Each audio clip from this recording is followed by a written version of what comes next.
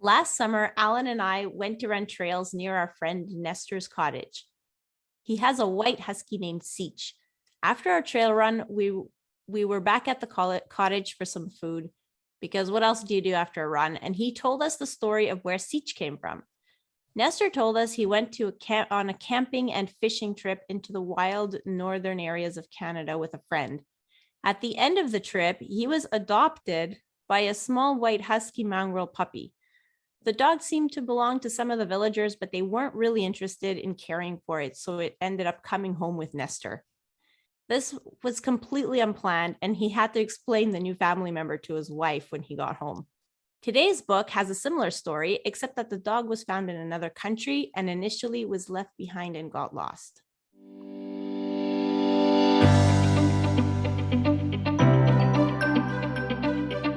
Hi, and welcome to Running Book Reviews podcast, where we review running books to help you decide if you'd like to read the book for yourself. We also hope that listening to us chat about running can help keep you motivated about your own running, or maybe inspire you to try something new. Just a reminder for our Buy Me a Coffee page, if you want to encourage us and help us out a little, you can find us by searching Running Book Reviews on the general page, or there's a link in our podcast notes. My name is Liz, and with my co-host Alan, we're going to talk with author Dion Leonard about his book, Finding Gobi. Finding Gobi is both Dion's memoir and the story of how a little dog from the Gobi Desert ended up finding his way to a family in the UK. Dion talks about some difficult moments in his life, like when his father died of an asthma attack when he was only 9 years old, and how his mum told him that his dad was not really his dad, in fact. Despite a difficult start, Dion made a good life for himself and found the love of his life, Lucja. Although neither of them were runners when they both met, they became avid ultra runners who love a challenge. One of these challenges brought Dion to China for a 155-mile multi-day stage race through the Gobi Desert. I think the place that it was centered on was called Urumqi, if I pronounce it right, where he found a little dog, which he later named Gobi. Actually, I think it was more like the dog found Dion and then followed him around while he ran the race. Dion fell in love with the little dog, but trying to bring him home to the UK would prove to be another adventure, one that ended up bringing a lot of people together from all around the world to make it happen. So let me tell you a little bit about Dion Leonard. He's an ultra marathon runner with many top 10 finishes in some of the world's toughest races, including Badwater 135. Dion has also won races including the Kalahari Extreme 155-mile race, Delirious West 200 miles, and become the first male to run the Grand Slam of 100s, silver buckling in all those races. Also, the gruesome Leadman series in 1 year. The race that changed Dion's life forever was a 155-mile race in the Chinese Gobi Desert, when a stray dog ran with him, forming an unbreakable bond that would become the ultimate challenge of overcoming adversity to achieve the unachievable. This is the race and the dog that form the main story of today's book. We're pleased to have Dion with us today to tell us all about it. Welcome to the podcast, Dion. Thanks so much. Really looking forward to talking to you all today. I usually ask the question about, so how did you write this book? But Liz has actually changed the script here. She has a different question. Go for it, Liz. Yeah, I thought that before we go on to the usual first question, maybe we should ask about these like crazy long distance races. So Alan and I have done a stage race. Alan's actually done several stage races. So stage races seem to me like very manageable because, you know, you're not really running more than a marathon distance every day. In some cases, you run a lot less than that. But you know, I can't really wrap my head around like how and why people get into running like 100 miles or more, but all in one go, like just like one big long run through maybe multiple nights. So how exactly did you get into running those distances? Well, it seems like a long time ago, but in reality, it was only about 8 or 9 years ago that I took up running. And it really sort of formed from, I guess, being overweight, heavy drinker, big smoker, big eater. I was ballooned out to about 225, 250 pounds at my heaviest. So what's that, 120 odd kilos. And I knew that I really needed to make a change in life. And one night late at a party, I made a bet with a friend as to who could run a half marathon race the furthest, the quickest. And it all really started from there. But I've, never ever really liked running. I still don't particularly like running to this day, but it's a great challenge. And I think it's a great opportunity for me to be able to go out and to not only visit the world, meet some great people, have great adventures. And I think there's something within ultra running that brings a lot of people that have had difficult pasts together. And I guess we all go through a lot of things in our own lives, and ultra running seems to be that thing for me that I use to clear out some things that are in the basement, I guess. It's interesting that you say you don't like running. There's a lot of running in a 100 miles race, but it's clear in your book that it's really not that attracts you to it. It's the competitive nature. It's a sort of competition. So you're more just like you wouldn't back down from the bet. You kind of like to get into things where you can go sort of head to head or shoulder to shoulder with people in terms of competitiveness. Is that the thing that sort of attracts you to it? Yeah, that's definitely been a driver. Maybe less so now. I'm getting older. I'm 47 now. Probably can't compete as well as I'd like to anymore.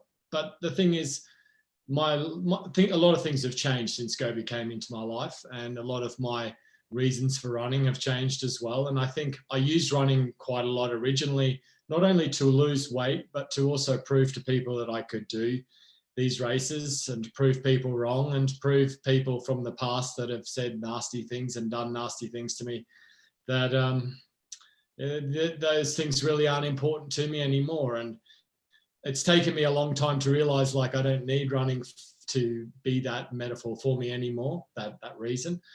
And I think Gobi is one of the reasons that I've changed, I guess, my opinion on or the way that I run. I guess that's a good lead into how you decided to write this book. Well, thankfully for me, Gobi is a dog and she's the star of the show and she can't talk. So it was really left down to me to write the book. There's only one real star in this whole story of me and Gobi, and of course that's her. And I love being able to share our story and how we bonded, how we connected, the week-long moments that we spent together out there during that 155-mile stage race, and what it did to basically change both our lives forever. When did you know that this would be a story that you would actually, make into a novel? I mean, did you, because it wasn't when she decided to follow you around during that race, because, it seemed like you were sort of a bit hesitant to, have her, at first she kind of couldn't cross the river and you had to go back and carry her. And it sort of seemed like you kind of went back, but sort of grumbled about it, like, because you were losing time. Yeah, I remember bits in the book where you say, oh, look at that dog. It's pretty smart. It's getting fed from some of the other runners. I ain't that dumb. I've only got a limited amount of food that I got to carry on this race, and I ain't sharing it with a dog. So you kind of you weren't wholly bought in to begin with, were you? No, not at all. And I'm at this race to try and win this race. These races are some of the most extreme races in the world. Yeah. I think you do it a bit of injustice in terms of just saying it's only 26 miles a day. You're camping at night. You're having a great time out there. I mean, really, you're in temperatures of over 120 degrees. You're running through sand, through dunes. You have limited amount of water. People run out of water between checkpoints. People get sick. Boy. Someone died in this race the year before. You only have a limited amount of calories. You have to carry everything you need to survive for the week. That bag may weigh 9, 10 kilos, 20 pounds. So, it's a monkey on your back all week, that bag. And it's these races, if you're at the front and you're competing, you're running anywhere from 6.5, 7 halves, 8-minute miles trying to push to win. So it's a full-on race. On day 2 of the race, of course, Gobi comes into my life when at the start line, all of the other runners are around to my left, and Gobi, for some reason, is chewing on my shoes. I look down just as we're about to set off. I see this little dog chewing on my shoes, and what is known as a gaiter, is a cover that goes over them, keeps the sand out from getting in your feet. Pretty important piece of kit when you're running in the dunes and the sand for a week. So at first I'm pretty shocked to see this dog chewing on them, and I flick her off and she jumps back on, starts chewing on them again. She's having a great game. I flick her off again. And I ask all of the other runners, whose pesky dog is this? Someone come and get this pesky dog, this damn dog away from me. And at that moment, the gun goes off to start the race and everyone's running down the trail and I'm stuck with this dog chewing on my tooth still. So I don't know if your listeners may not have heard of my story or may not have seen the pictures around the race. And this image is quite popular of me and Gobi, but I'm dressed in yellow and black. So I like to sort of joke that I'm dressed like a banana.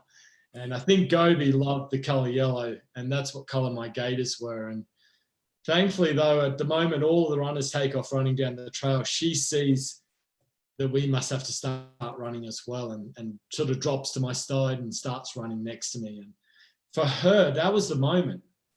That was the bond for her. She wasn't going to anyone else for the rest of the week. And as you say, I'm a little bit slower on the uptake here, and I sort of run my race and I continue on, and I don't really go out of my way.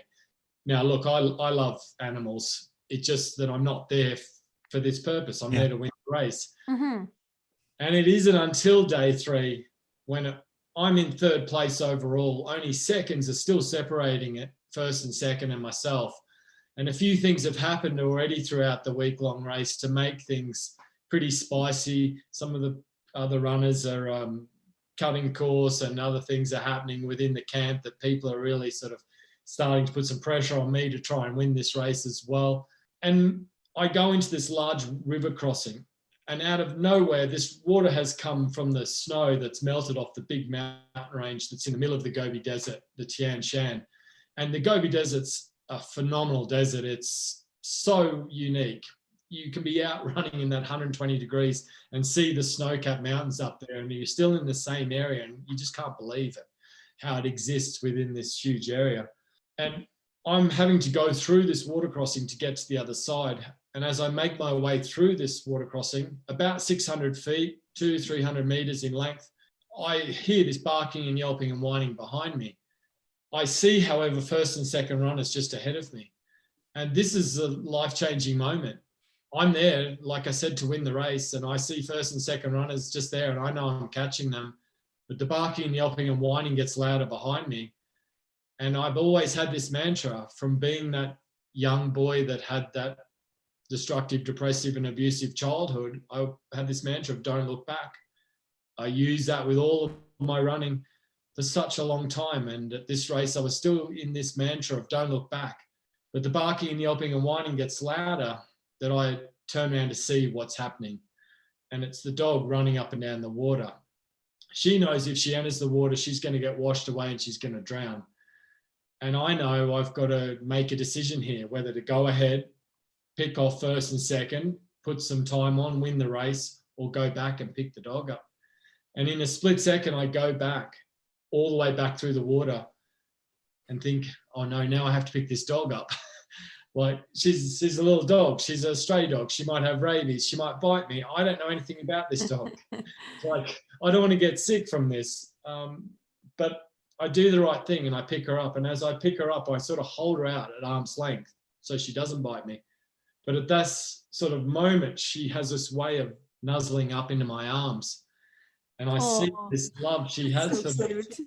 Yeah, she's got these great big brown eyes and this face. And she looks at me and I realize, like, I'm not only here for her, she's there for me as well. And that's the moment when the penny really drops and I decide that Gobi and I are probably more than just friends in this race. Oh, Are you getting the tinglies, Liz?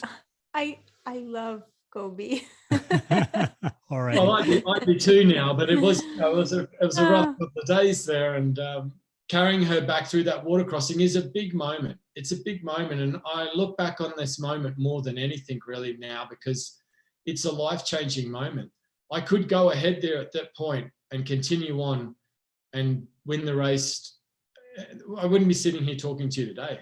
And maybe you would have never, I mean, you never know, somebody else might have brought her across, but maybe you would have never seen her again. And that would have been it. Yeah. And that's definitely a possibility. We'll never know. And, Gobi would never have survived out there on her own. And it was meant to be. And Did you realize at the time that this is like a crossroads and I've gone down this path? no, this is an act of kindness, I guess. Yeah. Act doing the right thing, helping the animal, carrying her across, put her down the other side. We start running together, and she'd been with me before we got to the water crossing, and now she's over the other side. She's still with me. And at other certain points throughout this day, we had some sort of wooden river bridges that we had to go over, that you could only go over sort of foot by foot, 1 foot in front of the other. So I had to carry her across those as well. And so it ended up happening a couple of times throughout the day. And, when you're out in these week-long races, you're away from everything. You don't have contact with anyone. You're pushing the limits physically, but mentally you can go into some pretty deep and dark places. And I think she just hit me at a spot where I was probably just considering, what the heck am I doing out here doing this race? Mm-hmm. Why aren't I on a beach in Mexico? Just doing something else with my life. And that was a real moment that really got me. And it did not occur to me one little bit that there would be anything more than this, than just me helping the dog at this point. I think maybe we should just, before we go on, make a distinction between the multi-day stage race that I did, or that me and Alan did together, and the one that you did, because the one that we did was, it was 5 days. It was in the trails, but every night they took you back to your hotel. Self-sufficient. There were food drops didn't. and aid stations, and you didn't have to carry that much. Just a backpack with some water. It was not in the desert. Back so to maybe the hotel. Sounds like a lot more fun, to be honest. Maybe you want to explain sort of what this race kind of entails, because you had to carry your food for the 7 days, right? Sounds very similar to the Marathon des Sables. It is exactly based off that. So, Marathon des Sables, Kalahari Extreme Marathon, which is 155 miles, multi-stage race. Some of these races, like the Gobi race, they are all pretty much the same, self-sufficient races for a whole week. You are running around 26 miles per day. One day you will run up to 50 miles. You will only get water at every 6 to 10 miles. And you're out there on your own. You have to carry sleeping bags, sleeping mat, required mandatory kit, change of clothes, especially when you're in the desert. It's freezing cold at night. I've run the Marathon des Sables 3 times, and it's the same in every desert. They're very difficult races. They're great races, though. They really test you. But at night time, there is this camaraderie around the tents, and this sort of discussions of how the day went, and eating your food and preparing to get into it again the next day. So they're not all a heartache and horrible, but there is definitely moments where there's a lot of tough moments out there, that's for sure. Another thing I'd like to maybe ask you, for people who haven't seen Gobi, haven't seen the cover of the book with a brilliant picture of Gobi on it. She's so cute. What kind of dog is Gobi? Yeah, that's a good point. Gobi's a little dog, little Chihuahua Shih Tzu mix. She is tiny, but her running ability is phenomenal. Her heart is huge, and this is, Gobi, a little dog with a big heart. And she's got huge paws on her. Whatever she's a mix of, we don't exactly know, but the vets think Chihuahua Shih Tzu, and she loves to run.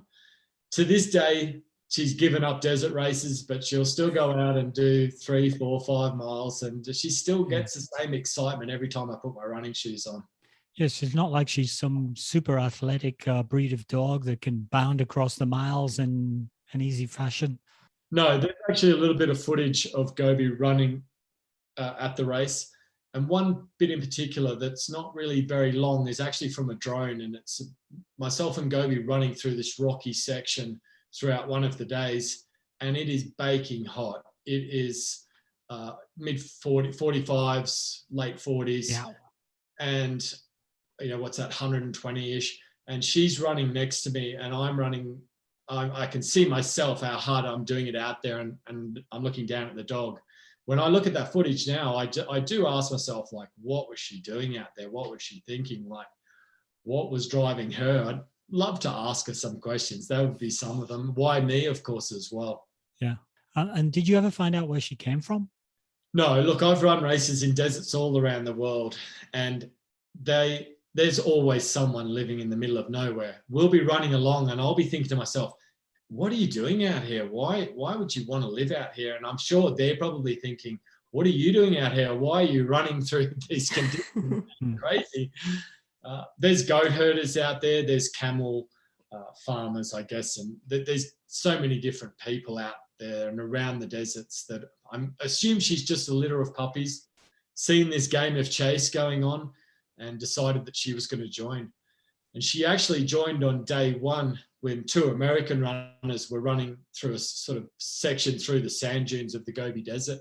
And they noticed her running through their feet.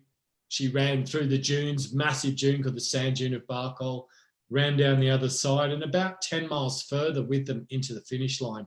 So they probably know better than I do. I'm very good friends with one of the 2 chaps, and he said it was just remarkable. They didn't see her coming. They just saw her between their feet and she followed them in. So I guess the next question, because you talk about your wife a lot in the book, but before I ask the question, maybe can you just confirm how her name is pronounced? Because I'm going to pronounce it in a way that Alan's going to completely burst out laughing. We have this thing about pronunciations, Dion. I always sort of seem to pronounce things wrong because it's written Lucja, and that's how I was always pronouncing it in my head. And I know that's probably wrong because in my experience doing podcasts with Alan, I get it wrong a lot. Well, cheekily, Alan asked me before you joined the podcast how her name was pronounced. So you wouldn't know. So I'd know and you wouldn't know. Yeah. So that's pretty bad, huh? It is. Yeah. I mean, I thought we were trading partners and, Well, my wife's name is pronounced Lucja. Lucja. Oh, okay. Her grandmother was Polish, and it's a beautiful story. Actually, her grandparents met in a prisoner of war camp. He was Dutch, she was Polish. They were married for 70 odd years together, and it's remarkable. So she takes the name of her grandmother, which is beautiful. Okay, and how did you end up meeting Lucja? We've been together 24 years now, and we met. She was 18. I think I was in my early 20s, and it was actually a blind date. There wasn't things like Tinder and Bumble and all those apps and things available when we were growing up. So it was a long time ago, as I say, 24 years ago.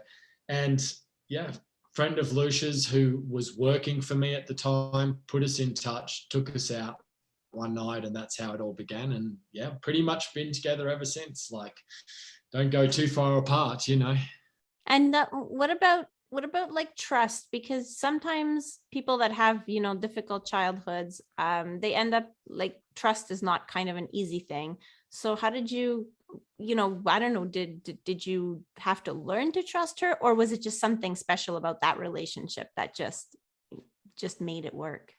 Yeah, I think something just clicked from day one, and we've always been there for each other, and we've been through many, many low points financially, moving, jobs, personal stuff, to many great moments as well. And we've always been there for each other. And throughout 24 years, something sticks, and we're best friends as well, which makes it even better.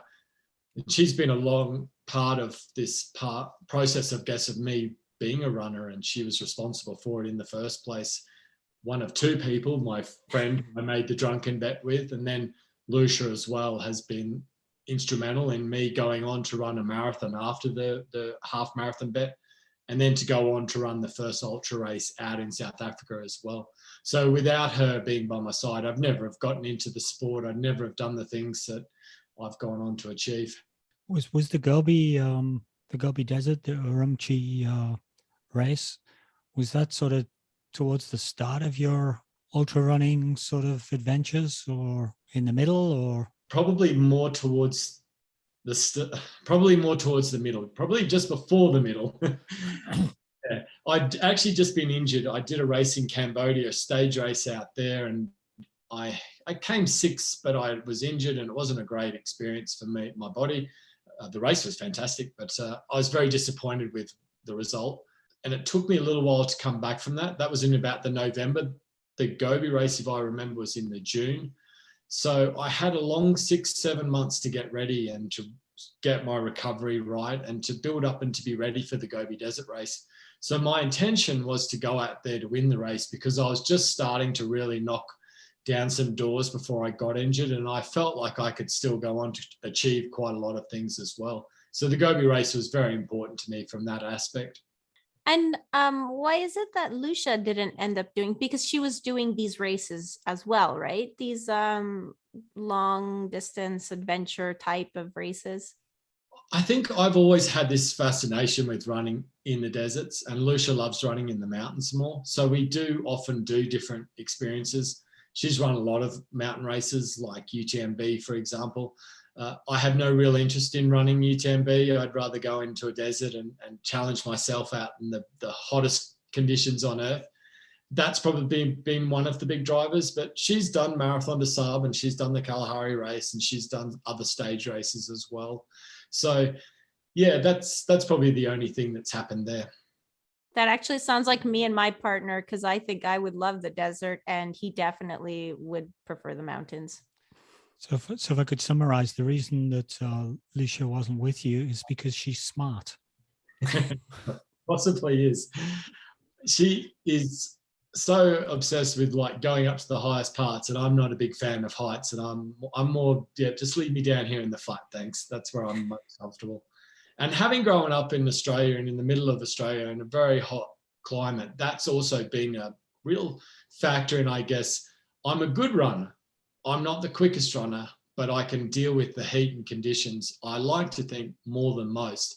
And that's what then balances the averages out a little bit more in my favor, especially over a longer distance race. Yeah, you're not going to be able to sprint somebody out, but you're going to be able to survive them out, maybe.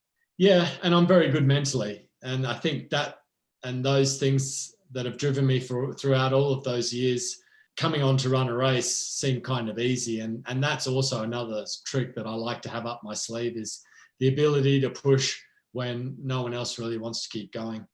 I think if I was racing against you, Dion, I would probably take bets with you and use your Aussie never refuse a bet against you. Say, oh, Dion, I bet you couldn't climb that tree. You wouldn't be able to do that. I'll bet you a few beers you couldn't climb that tree, and then try and make some distance on you while you were climbing the tree. We are certainly very competitive in Australia. I find myself to be, I'm actually half English. I have lived in the UK for the last 20 years. I am probably more British than anything, except when it comes to sport. I would never, ever, ever be able to represent the United Kingdom in any form of sport. Australia is definitely in my blood when it comes to sport. It's certainly not in cricket. Definitely not in cricket. Yeah. But in anything else in life, I do not find myself being Australian. I do not have a connection in Australia. I was very happy to leave from a very young age and live in the United Kingdom. Yeah, when I lived in Australia, that was the test that they used. So, are you Australian? I say, I have a passport because I was born in England. I say, mate, who do you go for in the cricket? Go, England. There you go. That counts more than what your passport is or whatever. Sporting excellence is what is just respected in Australia, I think. Yeah, there's no prizes for second place in Australia. It is you learn pretty quickly there that you've got to be good at sport, or you work even harder to get better at it. And I was a very good cricket player, very good field hockey player, decent golfer as well. And they were sort of three things that, away from the miserable sort of upbringing, family life, sport was a really big deal to me.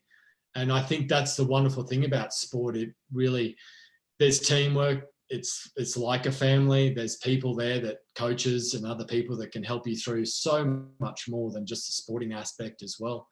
I think that's come on a long way from when I was a child.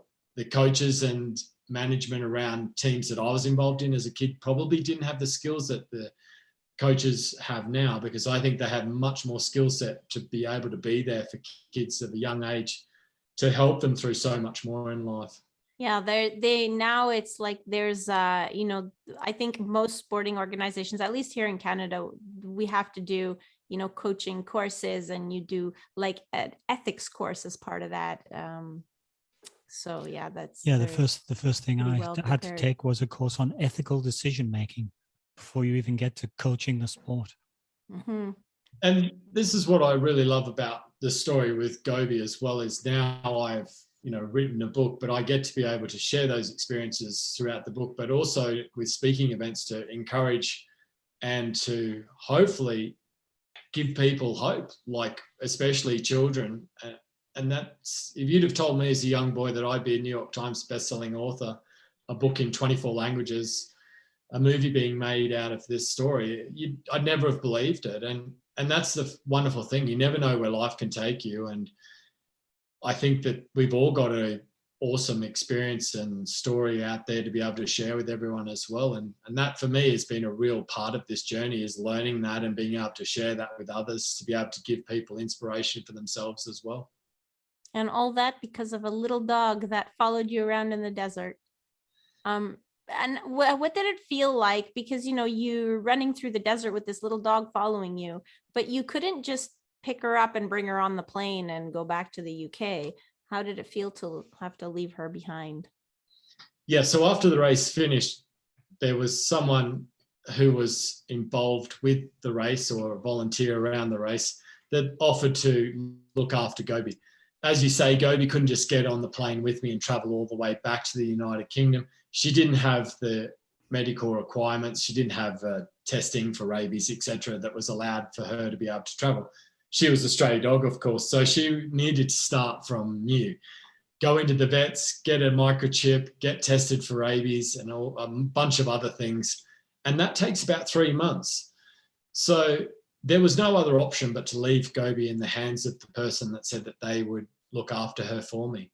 I went back to the United Kingdom. I was living up in Edinburgh in Scotland, and I actually set up a crowdfunding page for some of my friends and other runners at the race. They said to me, look, we'd really love to donate some money towards bringing Gobi home. We know it's going to be expensive. It's been such an awesome week. We want you to take Gobi home, look after her. That's what I wanted to do as well. We want to help you out. So I set up a crowdfunding page, and someone from the Daily Mirror must read through the crowdfunding pages to look for stories that are inspiration and hope. And there's a lot of tough stories in those pages if you ever look through them. Mine was never to be shared with anyone else. It was just for the people at the race. It's an easy way for these people to be able to donate because they live all around the world. Mm-hmm. Yet he picks up the story and he reads the story and why I'm raising the money, and he contacts us to say, hey, this is a beautiful story. I'd love to write a piece on this. And the whole thing started from this one article that was featured in the Daily Mirror. It then went all around the world, from CNN to Fox to ESPN Play of the Day, to all different countries throughout South America, Australia, Africa, into Europe, of course, and of course, throughout the United Kingdom. The story went crazy. It was phenomenal just to see how much love there was for this little dog. And then suddenly the crowdfunding page got really popular as well, and we started to raise lots of money, and everything was set. We finally found someone in China that could take Gobi, get all of those tests done, everything prepared so they could send her over to be with us again, of course. But a few weeks goes by and we don't really hear a lot. One day it's the people in China to tell me that Gobi's gone missing in the streets of Urumqi, pronounced Urumqi in China, a city of over 3 million people, a big city, a melting pot of culture, 3 different ethnic divisions there, different religion throughout the city, a host of different things going on there. And of course, it's in the Xinjiang region, which has been in the news quite a lot recently with the Uyghurs as well. So I had a decision to make. I'd made Gobi that promise that I was going to bring her home, and this was another turning point. I could have just said, well, that was sweet.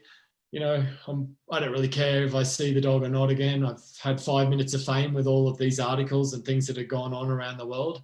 Or I go back and I find her, and Lucia and myself discussed what was right. And of course, it was the right thing to do. I felt something more with this dog than just it was a stray dog. I'd connected with it in a really strong, different way, probably because I'd seen myself in this dog as well. I'd seen that this dog was astray, unloved, unwanted, how I felt as a young boy on the streets of a small country town. So I did what I said I was going to do, and bring Gobi home. And I flew back to China to find her. And the story, of course, goes from there. It sounded in the book, reading the book, like there was maybe something a bit, I don't know, strange about Gobi going missing. Because it sounded like, you had good assurances that, everything's fine. We've got control. It's all going to be fine. And then suddenly you were hearing nothing and then wondering what was going on. And something seemed to have changed. There was some sort of, I don't know, something underhand or something not said, or you suspected there was. There definitely was. Okay. But unfortunately, due to libel reasons, a lot of things had to be taken out of the book. Okay. And yeah, I was getting a tone of that in the book, but I couldn't put my finger on it. And I can't put my finger on it because you deliberately constructed it like that, I guess. Yeah, the edition that we read now in the book is about 13, 14 times changed from what the first draft was. Okay. And I love the book and I love where it is, but there was a lot of things that was said and done that I wanted to share, but it wasn't really felt within HarperCollins, who's the publisher, within the UK and also the US teams through their legal teams that read it all, that we will probably get that out there without some sort of liability. And it just wasn't worth it. But there is so much more to that. And I'd love to be able to share it, but unfortunately I can't. And everyone has to take their own sort of course with where they think it goes. It does have, there's so much intrigue and mystery and drama around it. Something definitely happened. Gobi's the one. If she could talk, she'd be able to tell us the truth. And that would also be one of the many questions I'd ask. Yeah, the novel written by Gobi would be a bestseller, I'm sure. Yeah, that'd be amazing. Do you know how old she was finally? Like, did they estimate her age when you finally brought her back? Gobi was actually hit by a car while she was missing, and she actually needed a very urgent operation on her right leg. Otherwise, the leg was going to have to be removed. So once we found Gobi, we got her to Beijing as quickly as possible and got her in to be operated on. And the teeth in Gobi, the doctors had a look at it, the vets had a look at it, and they decided she was a couple of years old. Anywhere from 2 to 4 years old, they thought. So at the moment, Gobi's sitting around 7 years old. We took the younger age. She, of course, may be older. And Gobi's birthday is June 20th, which is the day we met on day 2 of the race when she was chewing on my gators. That's cute. Yeah, so she's going to be 8 this year. Well, that's good. I mean, it's okay. Like, ignorance is bliss. So it means that since she's younger, you took the younger end of the spectrum. That means she'll just be with you guys longer. Yeah, and that's the wonderful That's thing. how that works. Yeah, we've spent every day with Gobi and very fortunate to have that. We lost our Shih Tzu last year, and he was 18 when he passed. So that's a great life. Yeah, you might have some good years to look forward to. Yeah, I hope so. She's a wonderful dog. She brings a smile to so many people's faces when I walk around with her, and she brings a lot of love and happiness. And we receive emails and social media messages every day with people that have connected with Gobi throughout the book or social media or seen her in person.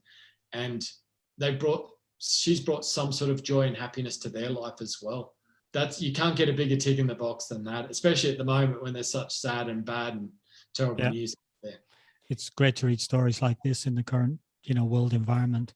A couple of things came out of prompted me to ask you some questions that came out of what you were just saying there.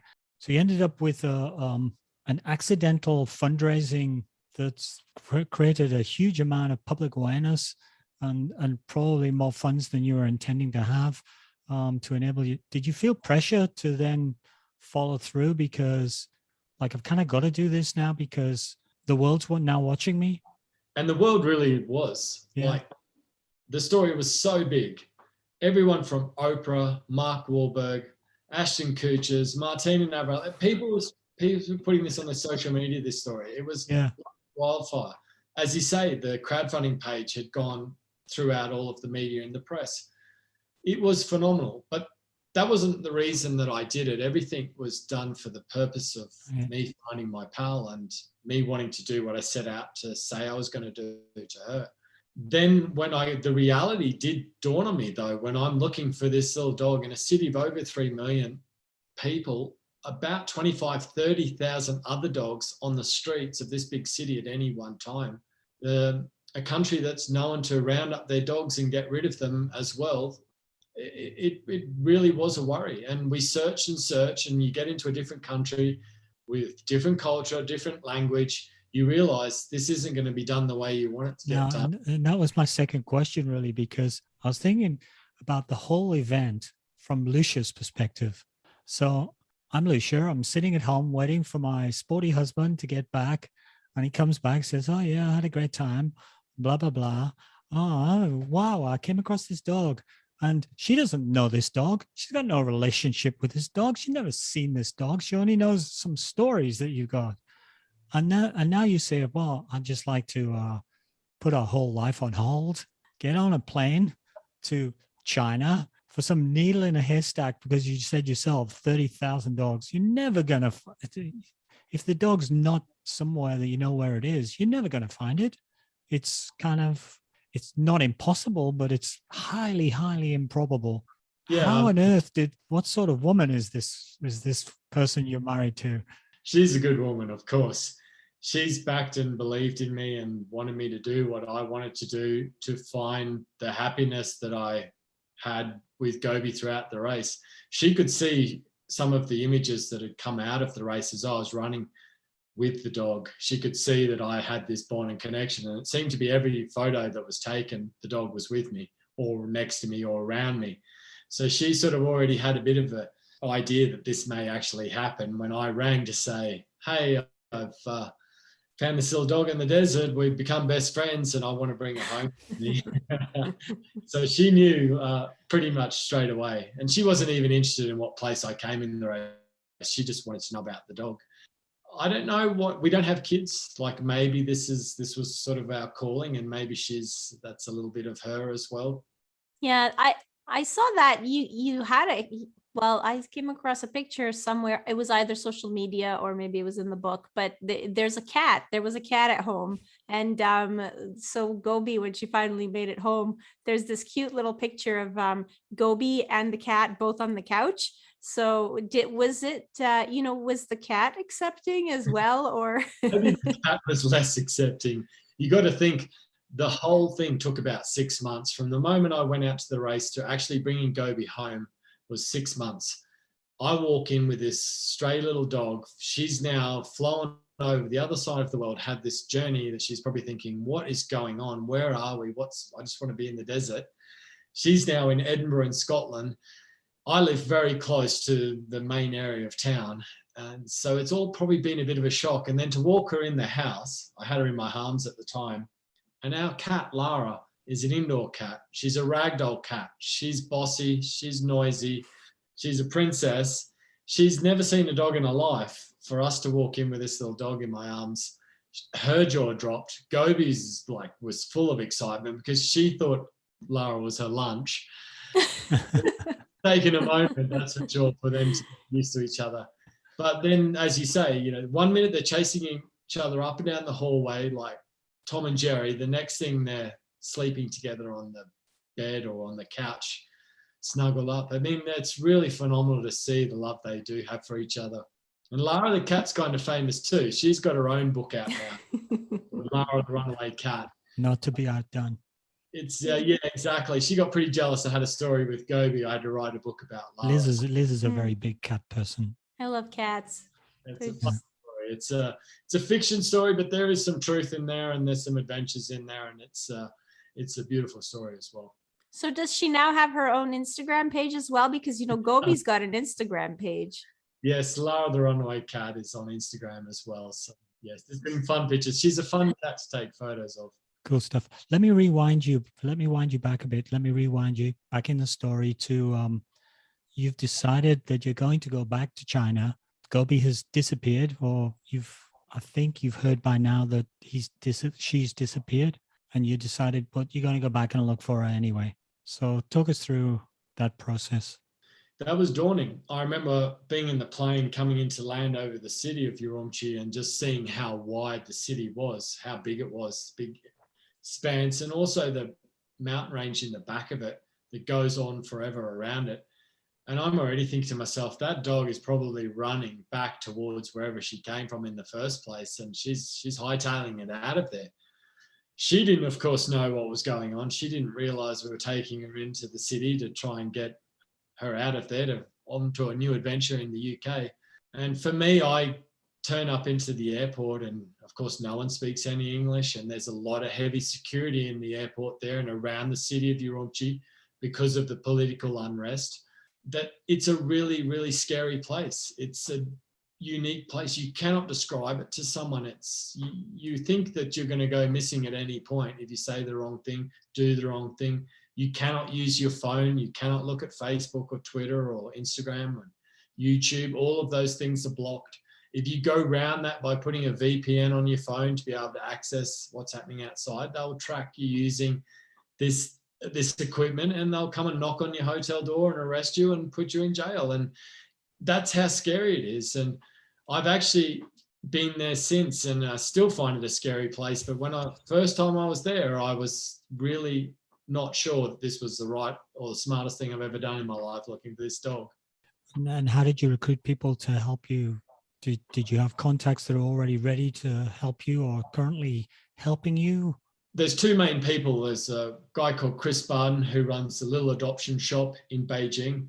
He has lived in China for over 10 years. He speaks fluent Chinese. He's a Yale University degree holder, very smart man who ended up in China, loves animals, took about 200 dogs on the way to a slaughterhouse, took control of the truck, took all the dogs off the truck, set up a shelter, stayed there, now has thousands and thousands of dogs under his control.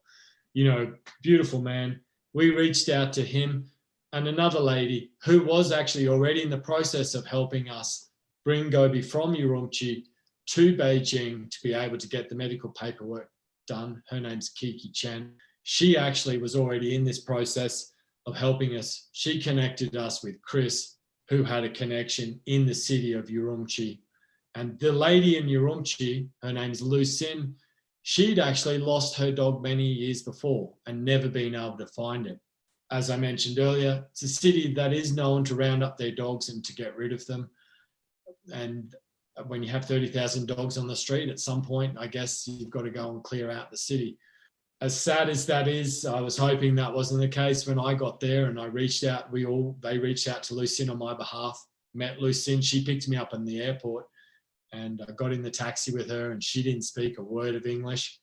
She'd organised for a translator to be there, and I suggested that we should start to put on these missing posts, put together some missing posters of Gobi, get them out.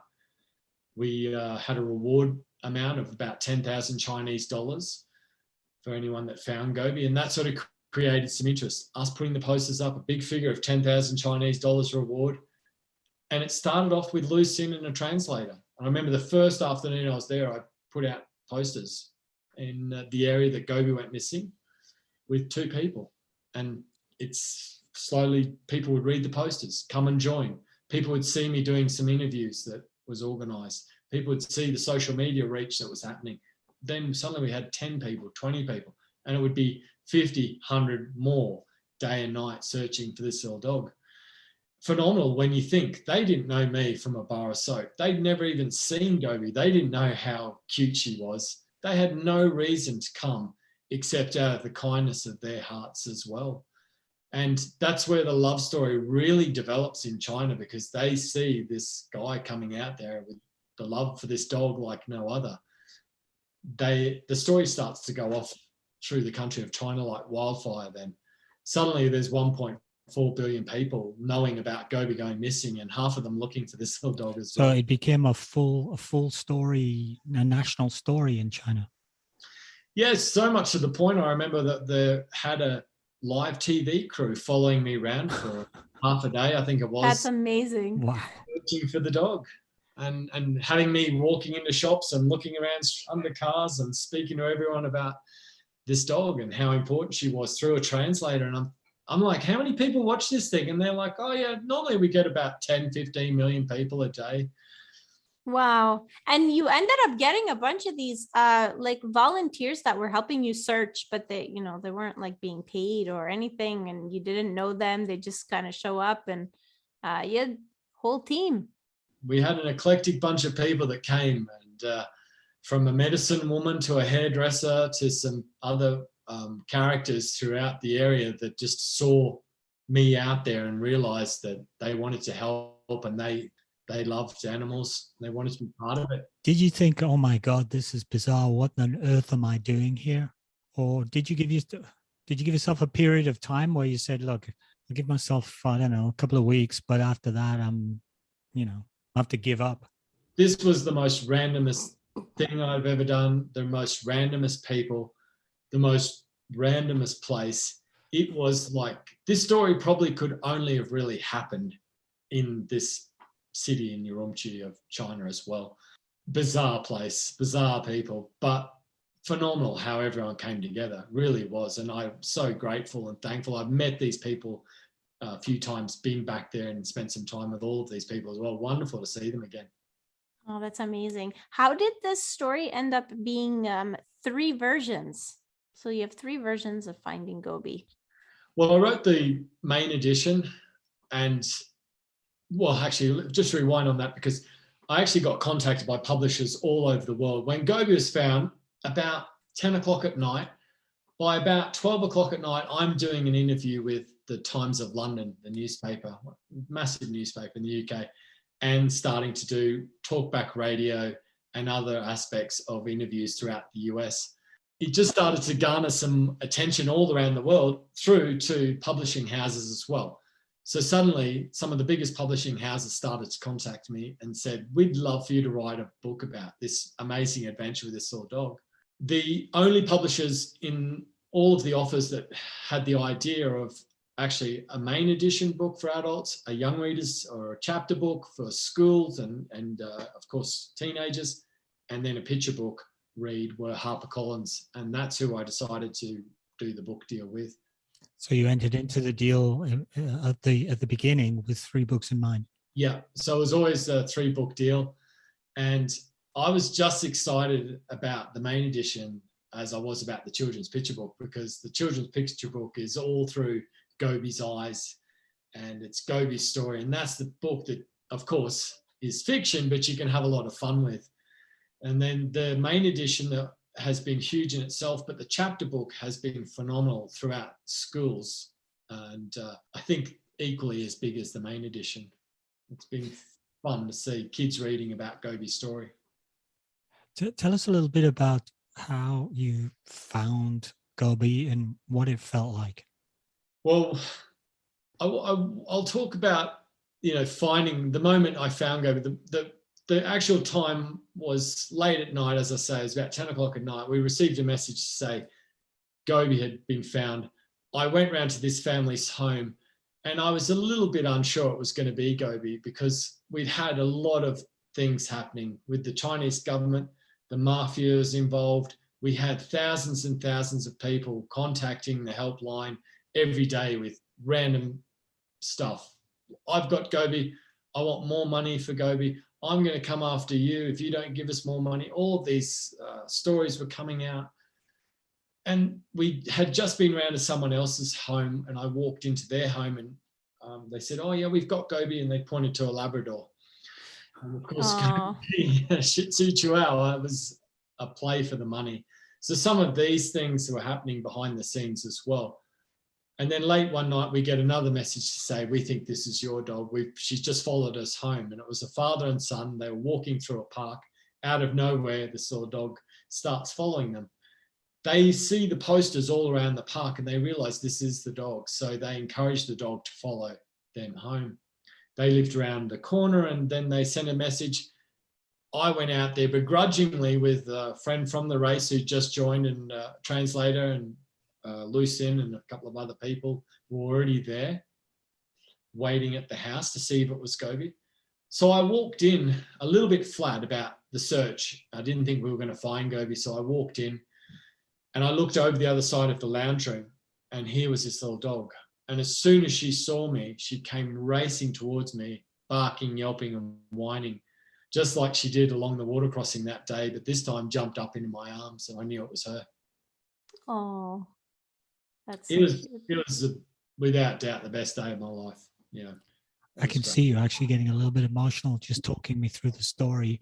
How many years later? 4 years later. Yeah, it's still like, it was never meant to happen.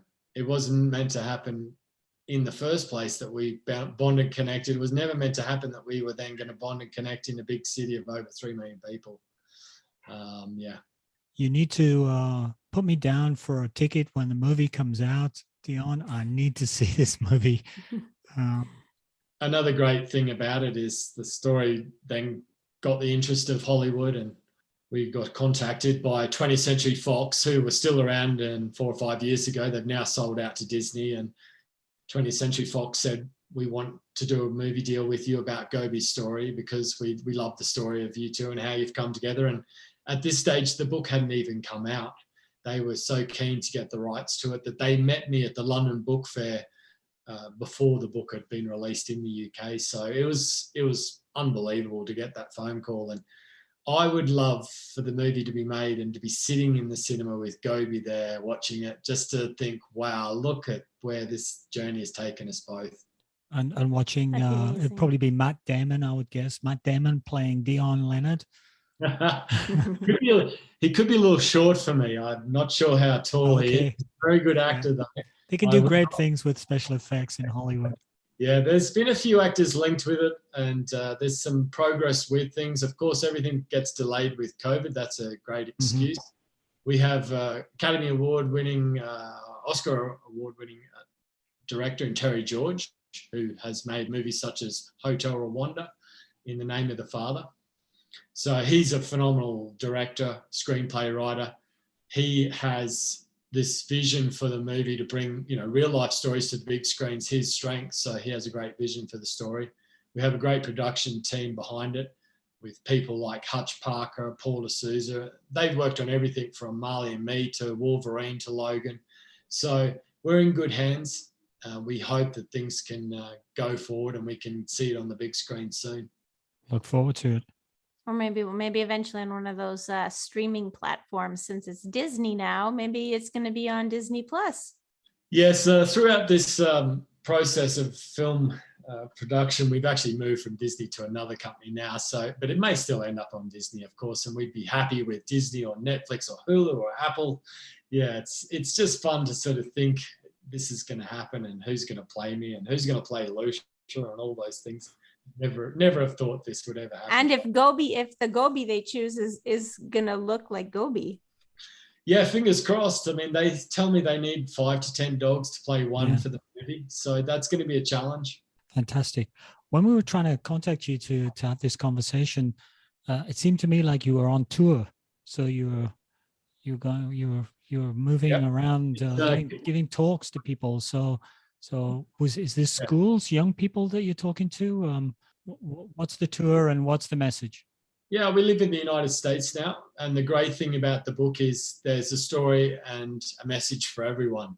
So I do everything from a children's picture book read to grade 1, grade 2, pre-K, up to the chapter book, which is huge across schools in the US, Canada, and also Australia and the UK. And that book's phenomenal because teachers love using it because it's a narrated view from my view of the race and the story of Gobi and Gobi's eyes as well. So kids love reading about it, but what they don't realize is they're reading the book is they're learning about China, they're learning about deserts, they're learning about being kind, they're learning about positivity, teamwork, they're learning about all sorts of different ethnic culture, different ways of doing things, of course. And the book has been really, really popular with children. So that's fun. I get to speak at schools and do that as well. And then the main edition takes me from everywhere from libraries to conferences to business events as well. I have over 20 years experience working in sales and marketing for some of the biggest companies in the world. And my experience along with the ultra running stories and also, of course, my number one story with Gobi takes it into many different areas as well.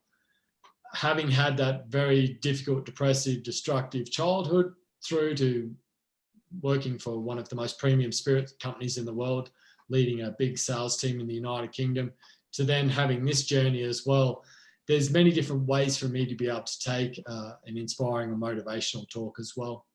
So that's really what we do. And we have been in Georgia, Louisiana, Texas, through New Mexico. We're up in Arizona at the moment, and we're hoping to get over to the East Coast of the US later in the year as well. Gobi's been to Canada and she's been up to Toronto. The book is phenomenal. It's been a huge hit in Canada. We need to come up to Canada and spend some real quality time there again as well. Gobi's only been for a few days, so. Oh, that's It'd be great to see you we in would person. love. Yeah, we would love if she came to Montreal. Now, look, she comes from the cold side of the Tian Shan Mountains. She joins on day one. She crosses over the mountain range. She then finds herself in the black, hot, dark, deep Gobi Desert where it's baking hot. She doesn't like the heat at all. So she'd love Montreal, that's for sure. Oh, that's good news for us. She comes in summer. It's pretty hot here, but otherwise, yeah, she'd love the winters. Yeah, she sure does. She loves the snow, and she loves, we're up at altitude now in Arizona, in Prescott. She loves it's a little bit cooler. But yeah, it's a little bit of an unknown sort of thing that everyone looks at Gobi as the desert dog. But in fact, while she did run through the desert, that's not her favorite thing. The heat is not what she would choose. So she took to Edinburgh pretty well when you went back to Scotland originally. Yeah, she loves Edinburgh. It was such a great place to come back to, the UK and Edinburgh in particular. She was so popular, we could not walk anywhere without Gobi being recognised and getting some love and attention.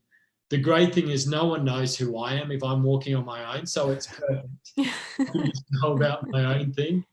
And I'm more than comfortable with Gobi getting all the attention and stealing the limelight. And yeah, so Edinburgh has been great for us. The movie is actually featuring some part of Edinburgh as well through the screenplay. So I think it deserves its moment as well. And I think it'd be great to show off some of the beauty there as well. That's very cool. And does Gobi go on tour with you when you go on talks? Do you take the dog with you? Yeah, so Gobi comes into all of the picture book reads up to the business conferences. I'm doing actually a US Soccer Federation event in June down in Albuquerque in New Mexico. I'm speaking there at a conference for them. And Gobi will come along and she'll wow and surprise everyone. Just at the end of my talk, I usually get her to come on stage. So that's great. It doesn't work so well with Lara the cat. She's with us, but she's really noisy and she'll just take over and no one will hear a thing I say. So we don't bring her out to the events. But yeah, Lara the cat's with us. Gobi and Lara and myself and Lucia, we travel around. It's like a little circus, but hey, it's so much fun and we get to hang out with Gobi every day. It beats going to work and not seeing her for 6 or 8 hours a day, and we get to share. Mm-hmm. So I guess this is like your second career then? It is, yeah. The whiskey company that I work for, the business I worked for whilst I was with the search for Gobi and running the race, etc. I'd worked for them for 11 years, a family business, and they were very, very kind to me throughout those 11 years. And of course, when I did all the things with Gobi as well. But afterwards, I came back and realized that this was a great opportunity in my life and I wanted to see where it would go. And they gave me my blessing and still to this day do. And they love seeing where it has taken me. And I had to take it, had to take this opportunity. And I think that's one thing we don't do enough of is see the things that are in front of us and realize just where they can take us. Yeah, it's like sometimes, you are faced with a crossroads, but you don't always realize it. I guess in your case, you did, and you decided to take the other path. This has been 6 years since I've met Gobi in June this year. I would never, ever have thought that 6 years later, I'd still be talking about my story and I still have the love and passion for it that I did 6 years ago. I'd never have ever imagined. We've met the royal family, we've met president, we've met movie stars, rock stars, celebrities. Gobi's won awards from all around the world. In September of this year, I have to travel to Taiwan if it allows for me to pick up an award on her behalf. And It's unbelievable. The story has so much more to it than just being a little dog running alongside me story. And so you're in the US now, but is that like temporary? Are you just visiting for the tours, or did you move there? We've lived here since December 2019, and we are here for the near future, and we love being out here and traveling around and experiencing it. And my visa is for 3 years and it ends in November of 2022. So I'll have to go through the process again and hope that I can stay another 3 years and get to share the story more and check out more of the country. And then, of course, creep up over the border as well. Look forward to it. And what about running? Are you still running? Do you get a chance to do a little bit? The last race I ran was Badwater 135 in July. I had a wonderful experience out there. I really wanted to do this race for a long, long time. So it's always been on my bucket list.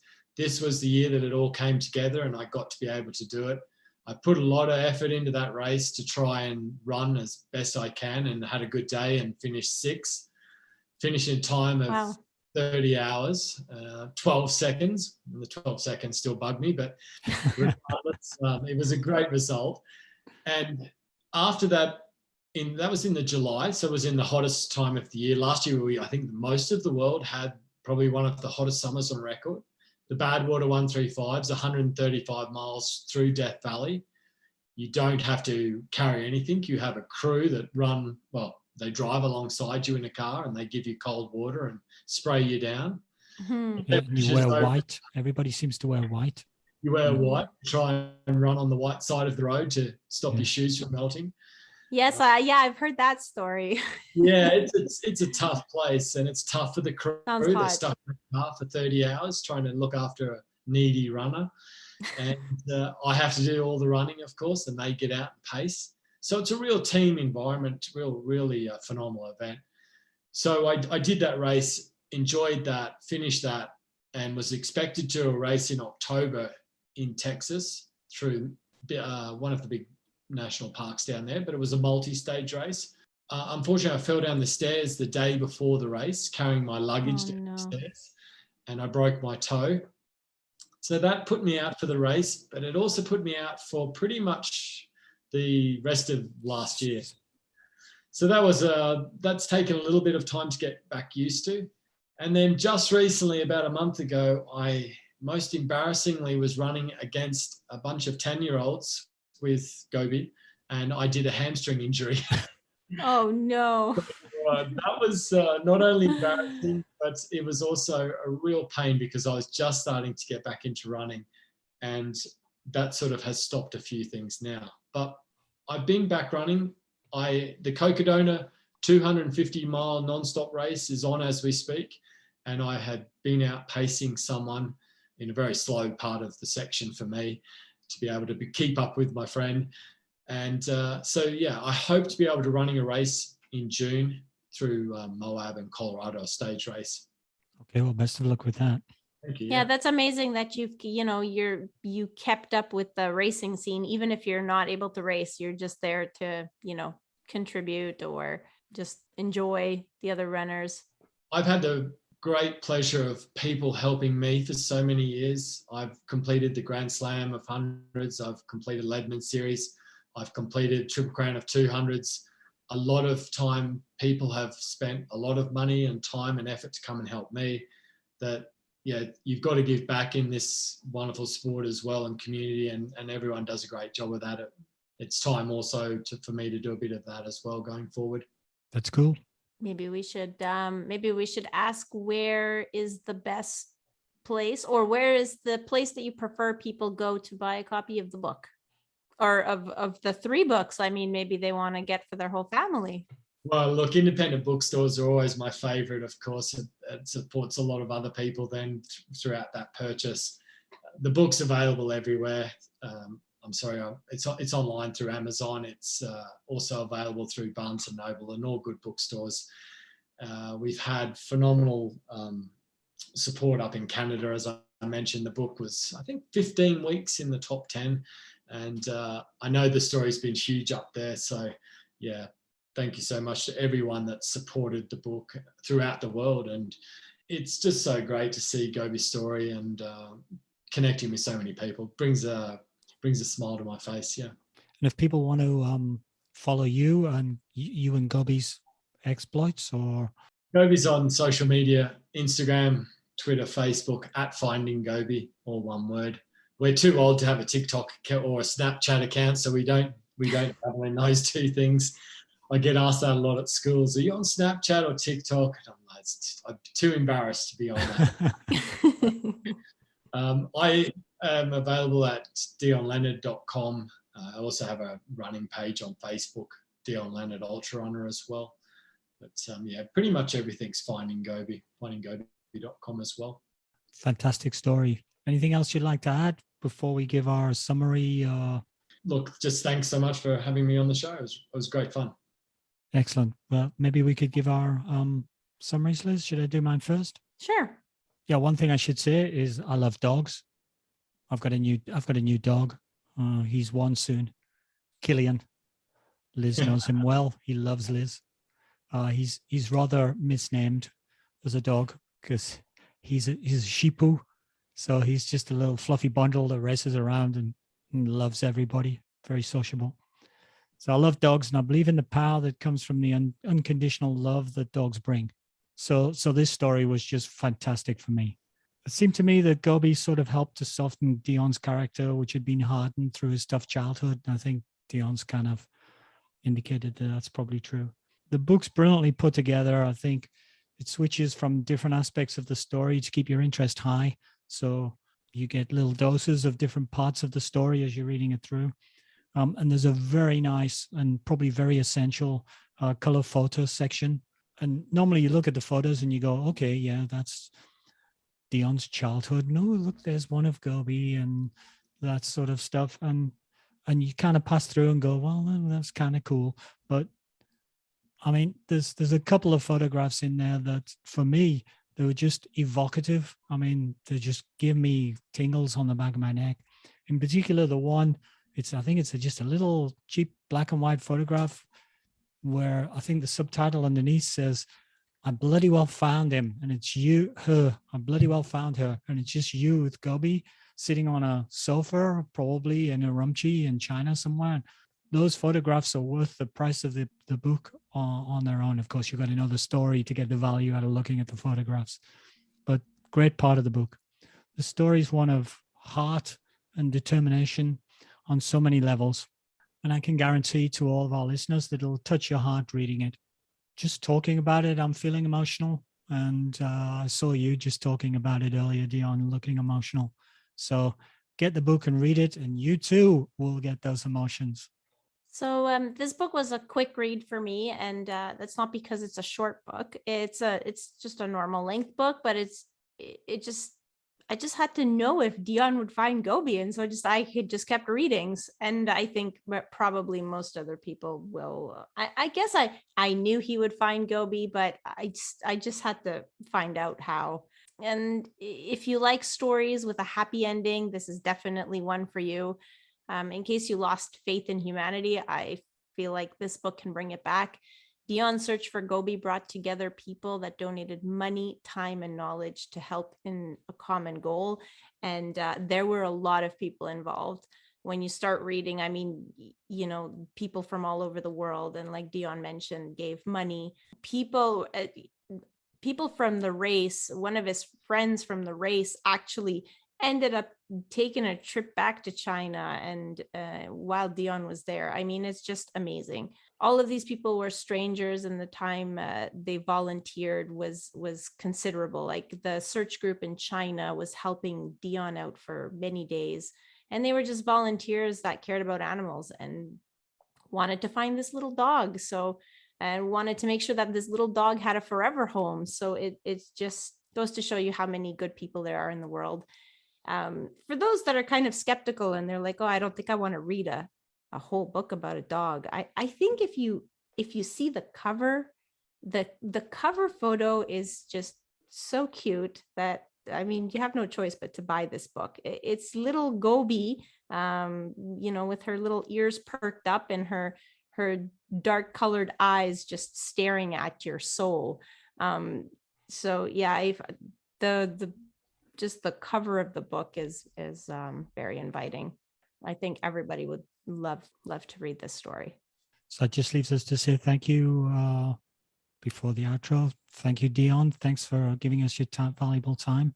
I think the story touched both of us, and I'm sure it touches many, many lives, and keep sharing it, please. In the world that we have today with some, dodgy things happening in the world, we need more of these kind of stories. Yeah, thanks so much. I think I always like to say, like, be kind to others, be kind to animals. You never know where life can take you. I think it's a really poignant sort of message to just, be better people, be nicer to each other, look after animals. Yeah. We can make this world good again. Big thank you for listening to another episode of Running Book Reviews.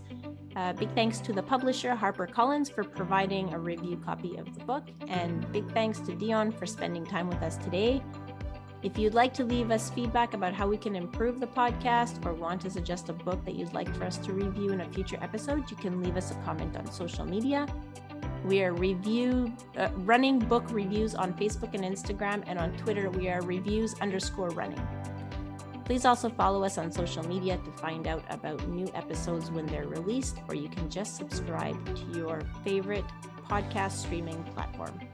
Bye for now. Bye.